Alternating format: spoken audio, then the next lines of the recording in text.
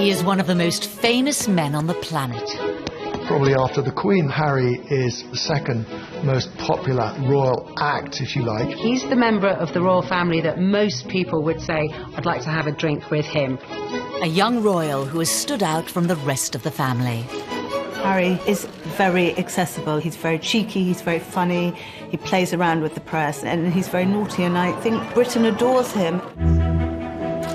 But behind the smiles, Prince Harry has had to face unique difficulties. From his parents' very public marriage breakdown. Harry was very often devastated by what was so public. To losing his mother. He said that no child should ever have been made to do what he did. And struggling to find a role for himself. On the right! Quick! March! Tonight, royal experts and insiders lift the lid on Prince Harry's inner turmoil. If you look back over his life, you can see moments where his troubling side has come to the fore. And we reveal how the problems of his past led him to his present path. Harry blames the media for the death of his mother. He was determined that they wouldn't do for Meghan what they did for Diana. Living a life of privilege, are some of Harry's issues first world problems? Or has he been expected to suffer in silence in an institution famous for keeping a stiff upper lip? I think he's very warm, I think he's very fun-loving, but I think he's also quite troubled and he's quite open about that. He is quite conflicted when it comes to balancing his private and public life, and really always has been. He said he wants to be ordinary. He can't be ordinary. He is a member of the royal family.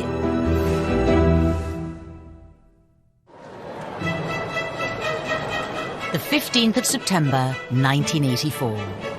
The nation was at fever pitch for the birth of Prince Charles and Princess Diana's second child. Britain loves the birth of a royal baby. Charles and Diana were hugely popular, and everybody wanted to see whether they were going to have a little girl or a little boy. Crowds were gathering outside the hospital, outside the gates of Buckingham Palace, and they wanted to see who was going to be on the tea towel. The guy was christened in this. Looks remarkably well despite it. From the beginning, the spotlight was on the young Prince Harry. For Diana to have another child in fairly swift succession was of course joyous, and then when the child grew up and had ginger hair, and I think even from an early age was being quite cheeky with photographers and seemed to be quite contrasted to William in his temperament, there was of course excitement about him. When it comes to dealing with the press, Prince Harry has a style all of his own. Harry sticking his tongue out at the press totally endeared him to the public, because people thought, here is a royal who's not one of the sort of stuffed shirt automatons. Here's a royal who seems to have a lot of personality, even as a little child. Some labelled it as cheeky, some as rude. Most people thought it was delightful. It was quite endearing when he was a young boy, really came to colour the way his views of the press were shaped. Harry's role in the royal family wasn't just a brother for William and another son for Charles and Diana. On paper, Prince Harry's start in life was incredibly privileged, incredibly lucky, but actually in reality, being born as the younger brother of the future King of England is a very difficult position to be born into. Of course, they're known rather unkindly as the spare. I think being the spare to the heir is a role that inherently has problems attached with it. You know, if you look at the heir, if you look at Prince William, his role has always been defined. What he's going to do has always been clearly outlined. Harry, like spares historically in the royal family, has had to find a role for himself. To some, Prince Harry grew up in the shadow of a brother destined for the throne. He was always less than his brother. The late Queen Mother used to invite Prince William over for tea and talk to him about his future, and not invite Prince Harry. The Queen Mother always made sure that Prince William was seated in a prominent seat next to her, and Harry never was. Diana would take the two boys to Highgrove in Gloucestershire. And on this particular occasion, Diana was driving I sat in the front, William and Harry in the back. You know, they clearly got off to a bad start because they were both arguing before we even left. Harry out of nowhere just said, William, you know, one day you'll be king. I won't. It doesn't matter. Therefore, I can do what I like. You can take that comment two ways. It can indicate envy, if you like, that William's got this great future as king, but also there's an element of, I'm free. I'm going to be able to choose my own role in life. While the young princes may have been aware of their unequal positions, their parents were determined to raise them the same way.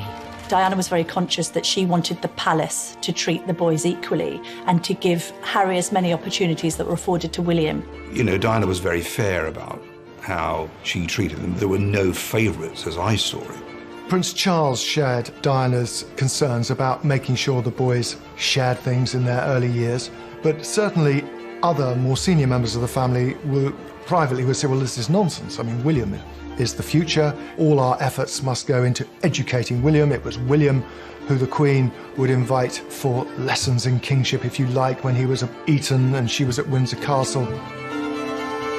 But while Charles and Diana tried hard to keep their sons happy, their own relationship faltered and ultimately failed. It is announced from Buckingham Palace that, with regret, the Prince and Princess of Wales have decided to separate. Harry had many problems that many people in the West have all the time in growing up in a broken home, but his broken home was exposed on a most extraordinary scale. The entire planet tuned in to learn every detail about the Charles and Diana separation and divorce, and inevitably the focus on Harry and William followed. Harry was very often devastated by what was so public. He couldn't understand why his mother would wish to be so public with so much of her life. Harry was always the baby of the family, and whether it was at school or whether at home, every effort was made to shield him from the newspaper headlines and to protect him from his parents, who really, by that stage, were in a pretty bad way. The War of the Waleses saw Charles and Diana's separation and divorce play out on the front pages and to TV audiences of millions. For the children to hear both parents to come on television at separate times, to admit to having affairs and to admit to how unhappy they both were when these kids were at boarding school, can you imagine how cringe-making it must have been for them? Highly embarrassing. And I don't think that makes them secure. In later years, Harry would admit his parents' divorce left him feeling like he didn't spend enough time with either of them. I think Harry found it quite difficult kind of being shared between parents and spending some time at Kensington Palace with Princess Diana and then going to Clarence House and then to Highgrove, his father's property in Gloucestershire. In this sense that he didn't really have a permanent home was difficult for him. The divorce was finalised in 1996. A year later came a far bigger blow for the royals, and especially for Harry, at the age of just 12. We have reports from Paris that Diana, Princess of Wales, has been killed in a car accident.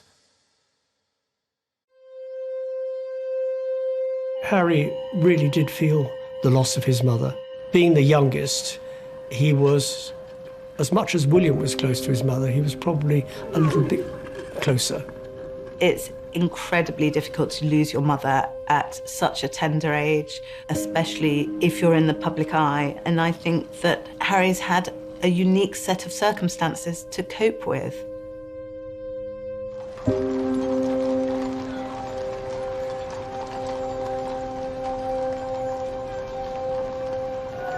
Less than a week after Diana died, her funeral was watched around the world by around 2.5 billion people. I don't think anyone will ever forget the sight of Harry walking behind his mother's coffin, so small, so young, so grief-stricken. But this is part of being royal. This is their duty. I may not necessarily agree with it, but this is what it was, and that must have been very difficult for him. There's a mantra within the royal circles that you do not wear private grief on a public sleeve. And they were incredibly brave in the way they presented themselves. All around them, people were caterwauling, weeping, wailing, And anybody hearing that would break down. But no, they didn't. Which was actually very selfish of most people, because somewhere in amongst all that national outpouring of grief, the private grief of the boys got lost. Ever since Diana's death, Harry has been in no doubt about who he blames for the tragedy. I think it was inevitable that Harry blamed the press for the death of his mother. In fact, it was much more grey. There were a lot of photographers outside the Ritz Hotel, but both Diana and Dodi chose to go out that evening. Being part of this family in this role, in this job, every single time I see a camera, every single time I hear a click, every single time I see a flash, it takes me straight back. So in that respect, it's the worst reminder of her life as opposed to the best. For 2 decades, Harry said very little about losing his mother. But in recent years, he has lifted the lid on the emotional turmoil he's been experiencing. He said that no child should ever have been made to do what he did. The experience of that, the trauma of losing his mother, has culminated in years of personal crises for the prince, something that he's struggled with in adulthood. And I think having spoken so openly and courageously about the impact that losing his mother had on him, we now do have some understanding on just how much that has shaped him. Harry revealed he had been seeing a mental health professional to help him with his grief. It was a big surprise when Harry came out and said he'd had these mental welfare problems, the fact that he'd sought help, treatment. We learned that it was William who had not forced him, but said, you've really got to get some help here. We also learned that he'd taken up boxing to try and control his aggression, and the aggression was a consequence of his mourning, and he was still dealing with his grief over his mother's death. But it would take nearly 2 decades for Harry to seek help. In the years after Diana's death, the young prince would deal with his troubles in a very different way. The sadness and the grief would make him behave in a very inappropriate way. He had problems with excessive drinking and also problems with drugs.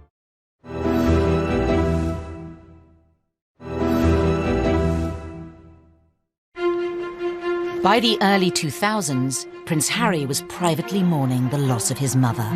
Prince Harry told me that for years he buried his head in the sand, and he thought, if I don't think about her, I won't get upset. And he did this from quite an early age. But in public, he was gaining a reputation.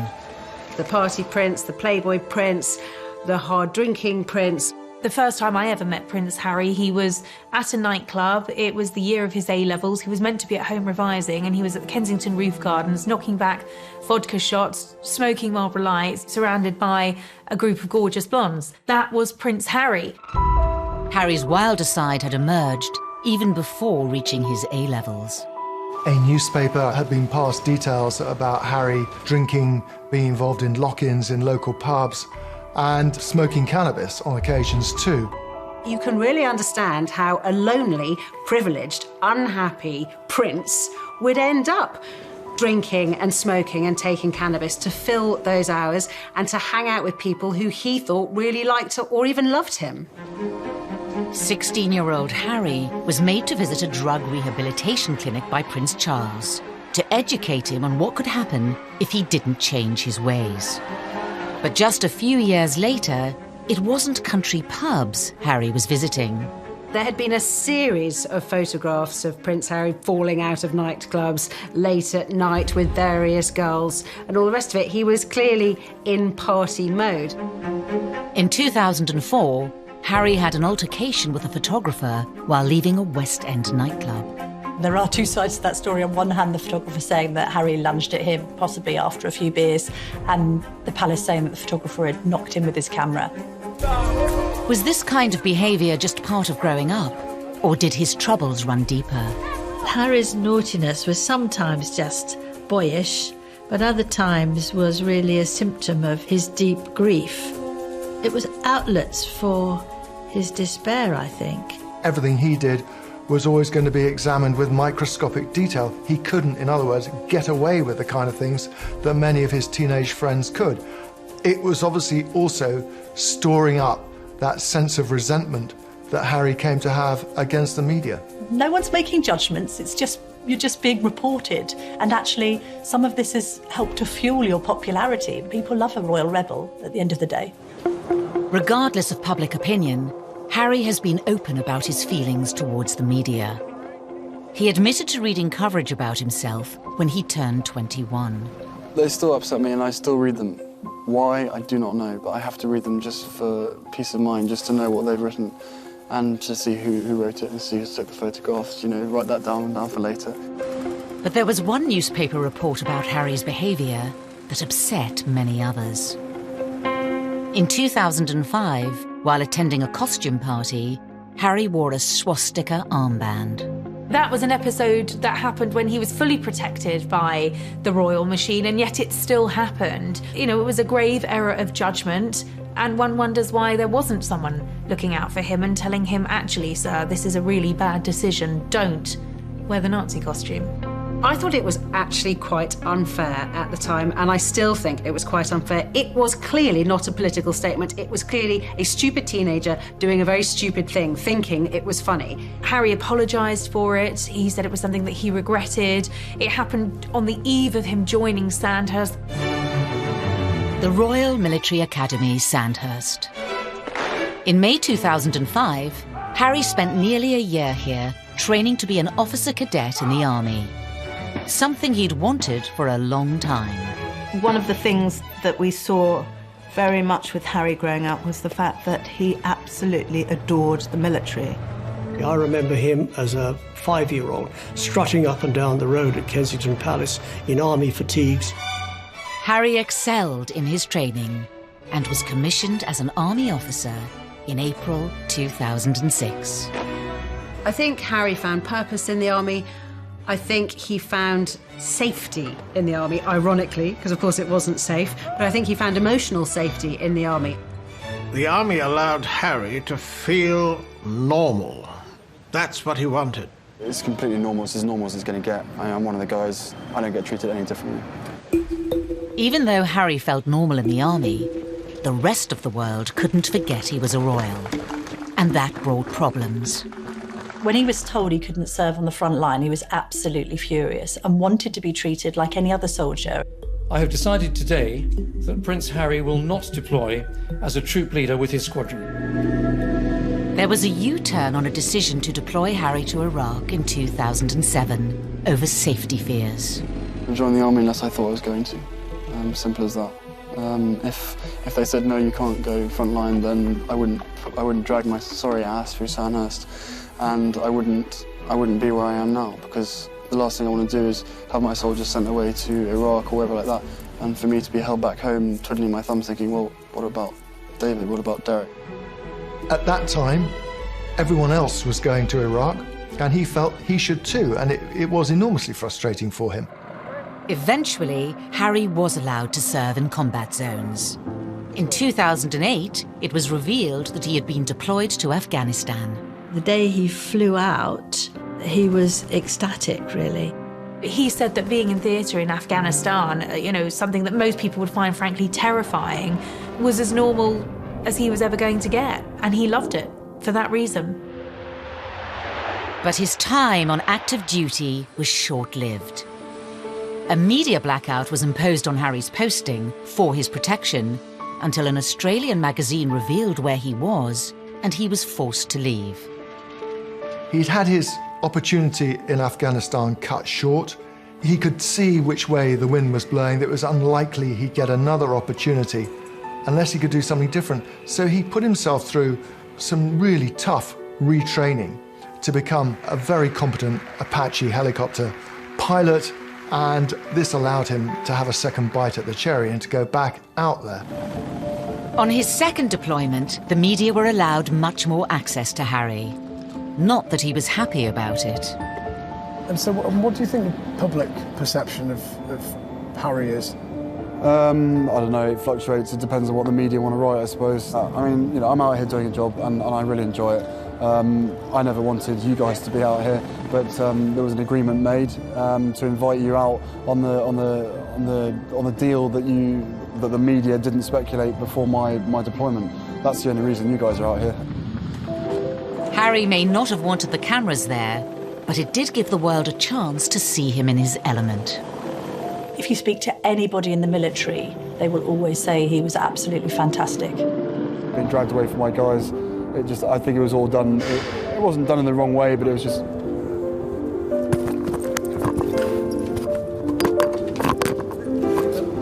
This was Harry doing what he did extremely well, but also doing what he was always keen on doing. In January 2013, Harry returned to the UK after a successful deployment, but there were questions over what was next for him. Because of who he was, it was no longer possible for him to pursue that career. And then what happens?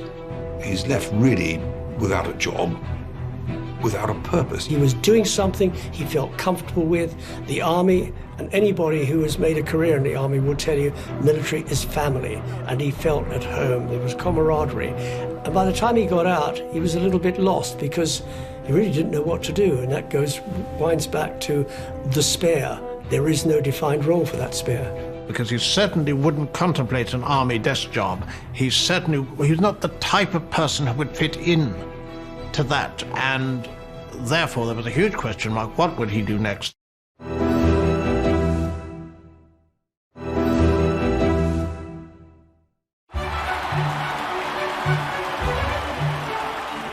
In April 2011, the world watched as the future king of the United Kingdom married his queen.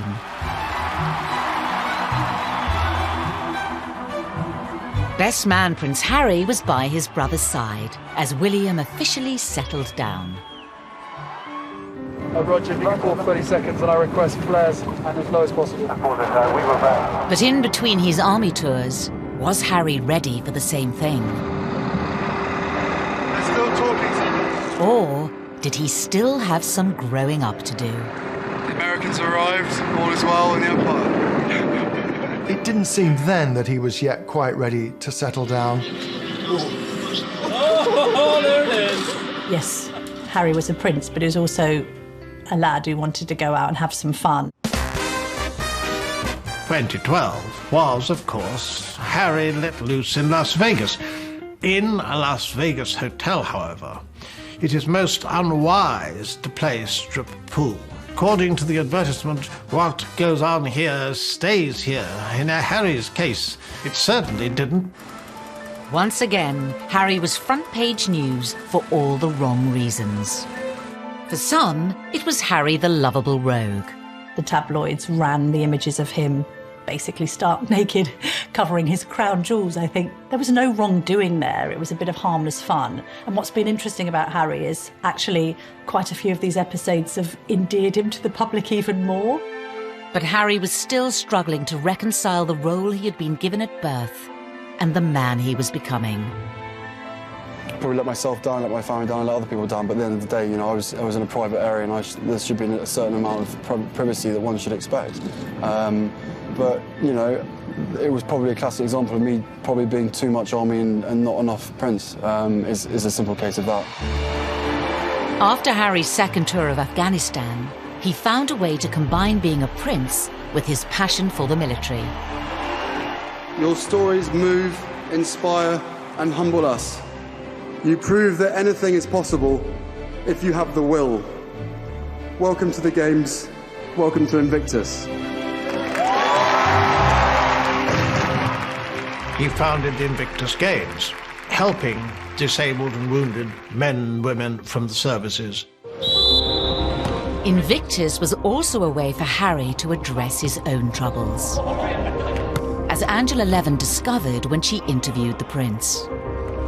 I said, well, my first question, Your Highness, is that I've seen you on so many occasions with people who are damaged, with young teenagers, ex-servicemen and women, and you are completely brilliant with them. You know what to say and the way to say it.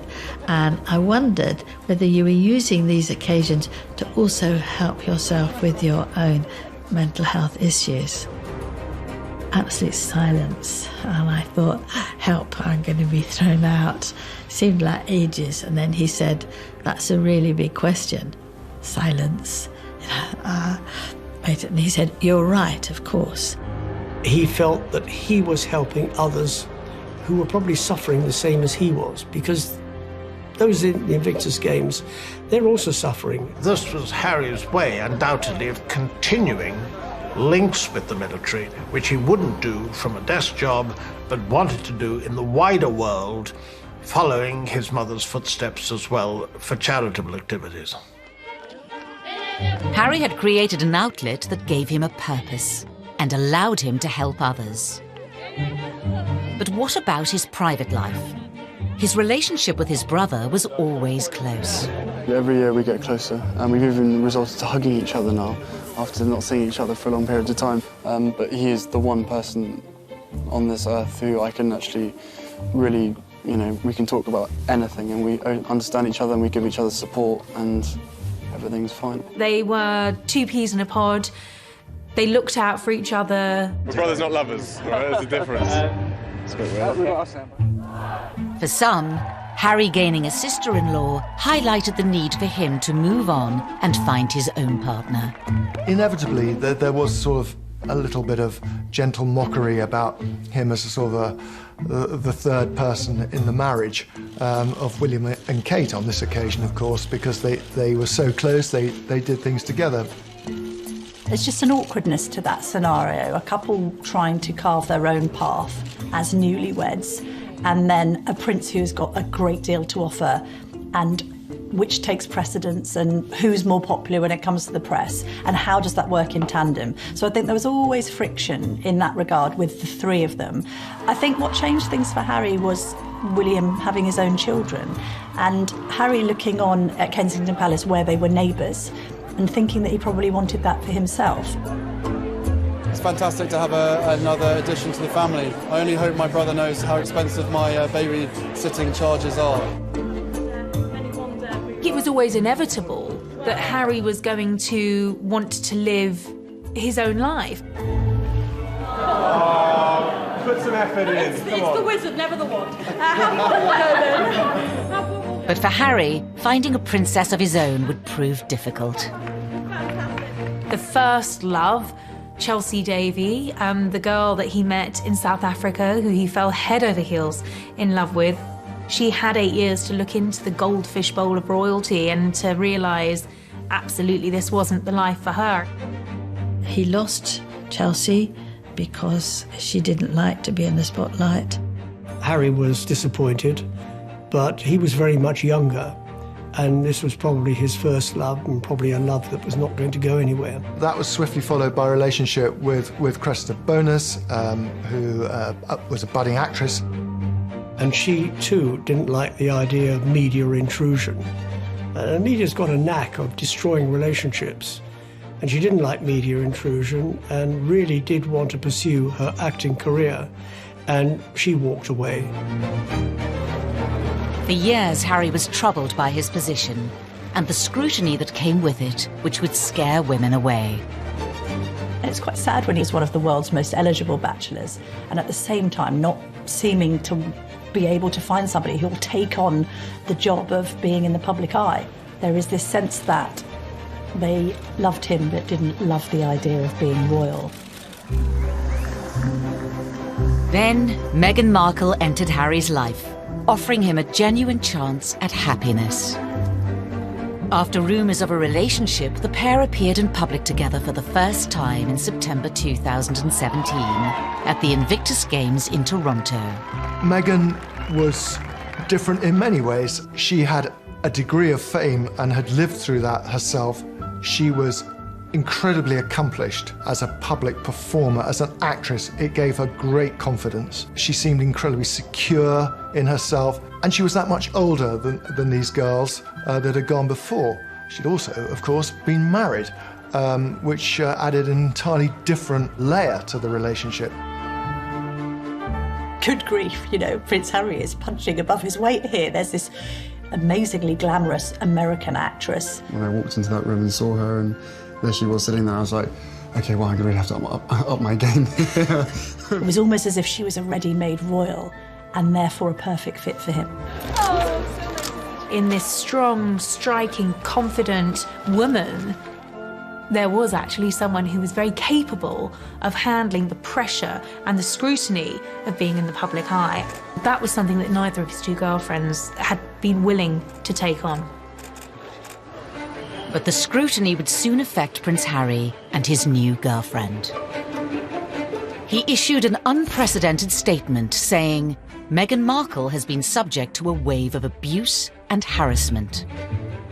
I did not have any understanding of just what it would be like. I don't think either of us did that. We both said that, even though we knew that it would be. Yeah, I tried to warn you as much as possible, but I think both of us were totally surprised by the reaction after the first 5-6 months when we had to ourselves.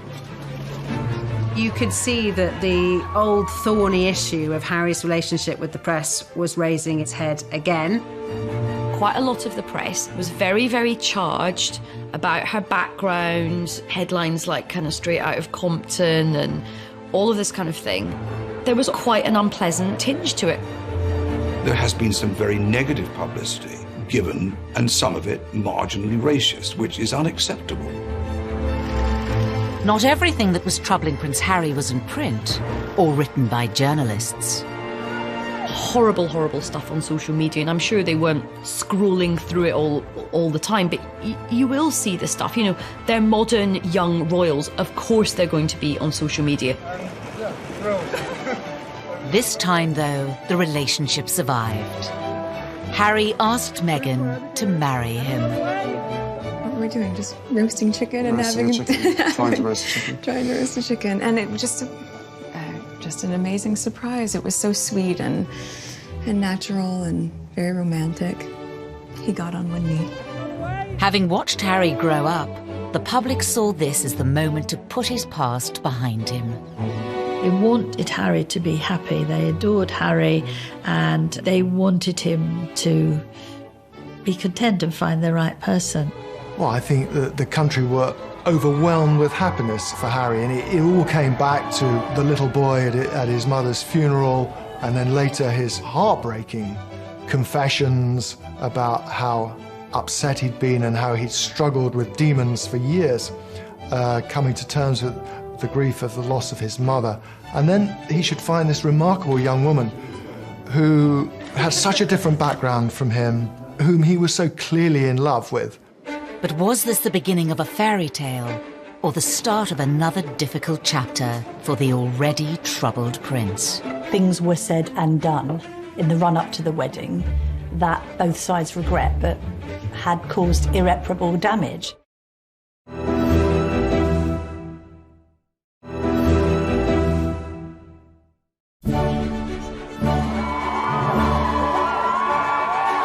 On the 19th of May 2018, all eyes were on St. George's Chapel in Windsor. The wedding day was wonderful. Meghan looked beautiful in her dress. Harry couldn't have looked happier. The ceremony itself was so vibrant, it was so new, it was so different, it was so unique to the two of them. And I think it was the start of something very, very happy and very, very special. Nobody can deny that the wedding day itself was sparkling. It was magic. It was like Disneyland. But not long after, Harry was once again facing familiar troubles with the press. The wheels started to come off amid suggestions that the couple had been a bit difficult over the planning of the wedding, and that demands were being made that perhaps weren't quite in proportion with their place in the royal pecking order. He said before the wedding, what Meghan wants, Meghan gets, and I think he defers to her a great deal. She's a very confident, articulate woman who's done very well for herself, but I think she has no idea of the sense of duty, which is understandable because she's never been a member of the royal family, but she won't be confined by protocol. The level of perceived criticism against Meghan is something many say has had a profound effect on Harry. he saw echoes of what had happened with his own mother and thought, I'm going to speak out about it. And I know a lot of the press were very, very angry about this. Lots of people were saying, how dare he have the temerity to break this code, that you would never, ever complain. But unlike other members of his family, Harry has not always observed the royal code of silence. After the birth of his and Meghan's son Archie, he became even more defiant. I will always protect my family, and now I have a family to protect. Everything that she went through and what happened to her is incredibly raw every single day, and that's not me being paranoid, that's just me not wanting a repeat of the past. And if anybody else knew what I knew, be it a father, be it a husband, be it anyone, you'd probably be doing exactly what I'm doing as well. I think Harry fears that there will be parallels between his own relationship and that of his mother, and he's very keen to protect Meghan and Archie. I mean, I have the two best guys in the world, so I'm really happy. Harry is so protective of Meghan because of his mother and this idea that he doesn't want any other woman in his life going through what Diana went through. The trouble is with that is he has rewritten history somewhat, because although there was undoubtedly a hounding of Diana, there was also a manipulation of the press. In the eyes of some, criticising the press for criticising them hasn't always been warranted. Meghan flew to New York for a baby shower. Now, nothing wrong with going to a baby shower. That's what Americans do. We don't do it so often in the UK. But she flew over a private jet. What's wrong with a commercial jet? They went to Ibiza and the south of France in private jets. What's wrong with commercial flights? And that's where they were getting criticised, because they'd been preaching climate change. They'd been preaching the environment. They'd been preaching global warming and doing all the things that they shouldn't be doing. Everybody deserves a critical word written about them. Nobody should be above reproach. The press accused them of hypocrisy, and there's no question also that they weren't, it seemed, listening to advice or paying much attention to precedent. All of this made the atmosphere very unhappy. While the press levelled criticism in public, behind palace walls, Harry was allegedly facing troubles of a much more private nature. One of the things that unquestionably adversely affected the relations between Harry and William, who were so close for so many years, was a series of rumours after the wedding. William expressed doubts to Harry as to whether or not he was too quick in being engaged to Meghan. There was a brotherly discussion, which I think was voiced out of concern from William, but was misinterpreted as a lack of support. Things were said and done in the run-up to the wedding that both sides regret, but had caused irreparable damage. Was Harry losing the one person he could trust? The brother he was so close to throughout the troubles of his childhood? There are also clearly unresolved issues and a distance between the two brothers that has never been there before. In 2019, the brothers split their royal households. And later in the year, Harry even addressed the rumours of a rift. Inevitably, stuff happens, but look, we're brothers, we'll always be brothers. We're certainly on different paths at the moment, but I will always be there for him, and as I know he'll always be there for me. We don't see each other as much as we used to because we're so busy. But I love him dearly, and the majority of the stuff is created out of nothing. But it's just, as I said, as brothers, you have good days, you have bad days. The writing was on the wall. It was, in effect, a declaration of independence. The Duke and Duchess of Sussex have announced that they are carving out what they call a new role for themselves. They intend to step back as senior members of the royal family and work to become financially independent. In January of 2020, Harry and Meghan announced they would be stepping down as working royals. Prince Harry and Meghan had been out in Canada over Christmas trying to work out how they wanted to proceed into the future. I think Meghan and Harry decided to step down as working royals because they felt that they were being constrained by the palace system. Once Meghan and I were married, we were excited, we were hopeful, and we were here to serve. For those reasons, it brings me great sadness that it has come to this. This is unprecedented. It is an abdication in all but name. It's pretty seismic for the House of Windsor. There was a sense of being hurried about it, and I don't think the Queen, for one, was quite ready for it to come out as it did. After negotiations with the Queen, it was decided Harry and Meghan would lose the title Royal Highness. They would no longer receive royal funds. The official departure date was set for the end of March. But it seemed Prince Harry was keen for the new chapter of his life to begin. Before giving a speech in Edinburgh, Ayesha Hazarika was the first person to introduce the new, titleless Harry to the world. I met him, and what happened was I was going into the room and I was very unsure about what to call him. I mean, his advisor just said, look, just call him Harry. Just call him Harry. And he's made it clear that we are all just to call him Harry. So, ladies and gentlemen, please give a big, warm Scottish welcome to Harry. I turned him from a prince into a commoner. I have that effect on people. But it was actually very fitting because this was him ending one period of his life and beginning a new period. Harry and Meghan's final royal engagement was in early March, and for some it seemed the prince's troubles were still on display.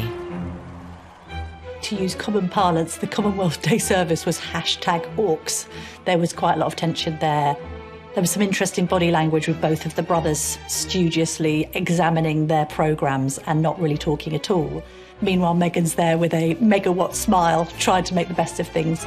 The lack of warmth between them was, well, yeah, I mean, from having seen them so close for so many years, it was quite startling. The couple plan to split their time between Canada and the UK. Whether that will solve Harry's troubles remains unclear. We will see whether or not that brings the contentment and the peace that they're seeking. He knows in his heart what he wants to be. He said he wants to be ordinary to me. He can't be ordinary. He is a member of the royal family. Wherever he goes, he will be known as a member of the royal family. It's still unclear how the couple's new life, away from palaces and courtiers, will pan out. The Queen has made it very clear that she would always welcome him back, and the arrangements where they have to drop the titles and not receive the sovereign grant and all these restrictions are only for a year, and after that it's going to be looked at again. So they're really under the watchful eye of the royal family for the first year, which they probably don't like at all. The future for Harry and Meghan poses many questions. Will they be free to speak their mind? Recently, Harry was caught off guard by Russian comedians in a prank phone call in which he spoke candidly, unaware it was a hoax. I don't mind saying this to you guys. I think the mere fact that Donald Trump is pushing the coal industry so big in America, he has blood on his hands, because the effect that has on the climate and on the island nations far, far away, again, out of sight, out of mind. I think he's definitely going to be off the leash. I mean, I don't get the impression he's going to be sort of gratuitously, confessing all, but there will come a point where I think the lid will get lifted on this whole saga. Despite his popularity with the British public, Harry has long been a troubled prince. Will his dramatic break from the royal family finally allow him the freedom to start a new life and leave his troubles behind? Maybe it'll work for them. Maybe he'll be a much more relaxed and happier man. They will be missed in the UK, and I just hope they find themselves and they are equally as successful as they have been. There is a great sense of loss, that this is Britain's loss, this is the royal family's loss at the end of the day, and it's North America's gain.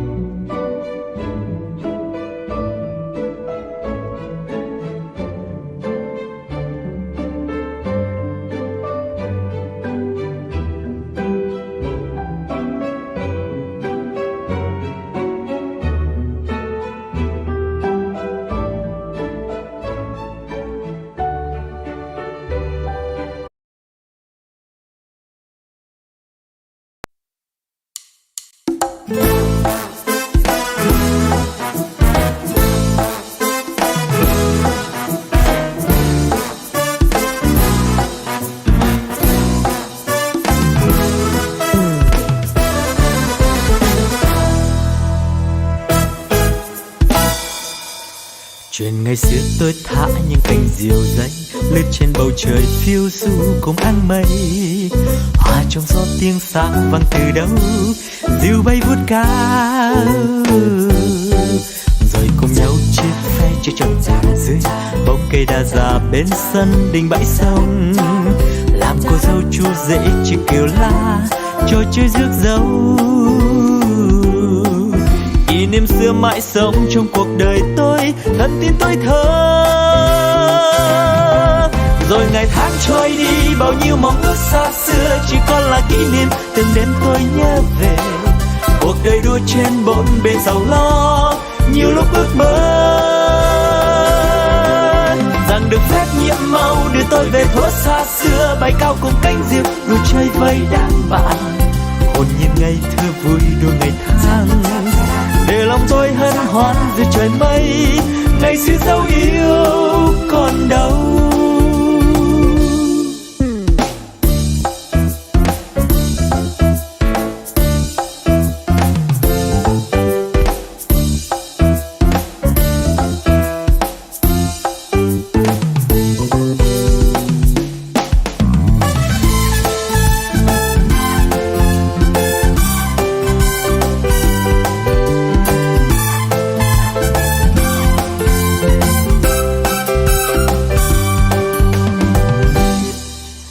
Ngày xưa tôi thả những cành diều dây lướt trên bầu trời phiêu du cùng áng mây, hòa trong gió tiếng sáng vang từ đâu diều bay vút cao,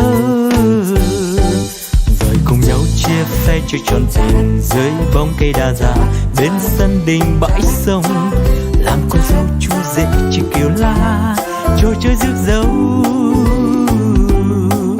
Kỷ niệm xưa mãi sống trong cuộc đời tôi, thân tin tôi thơ.